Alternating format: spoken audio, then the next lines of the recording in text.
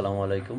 এটি একটি পোস্টপেইড বা বিল মিটার। এই মিটার আসলে কেডব্লিউএইচ এবং কিলোওয়াট এই দুইটির মধ্যে কী তফাৎ এটি আলোচনা করব। কেডব্লিউএইচ মানে হলো ইউনিট, মানে আপনি কত ইউনিট, কিলোওয়াট আওয়ার, ঠিক আছে। 1 কিলোওয়াট আওয়ার সমান 1 ইউনিট, তার মানে এই ডিসপ্লেতে 3549.24 কেডব্লিউএইচ লেখা আছে, মানে 1 ইউনিট পর্যন্ত ব্যবহার হয়েছে যা দেখে বিল করা হয়, অর্থাৎ কেডব্লিউএইচ এবং ইউনিটের উপর ভিত্তি করেই বিল করা হয় সব সময়।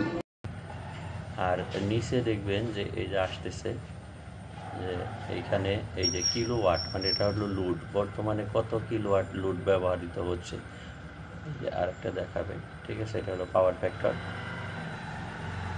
এই যে ম্যাক্সিমাম লোড হলো 0.902 কিলোওয়াট পর্যন্ত লোড ব্যবহার হয়েছে। তার মানে কেডব্লিউএইচটা হলো ইউনিট এবং কিলোওয়াটটা হলো লোড।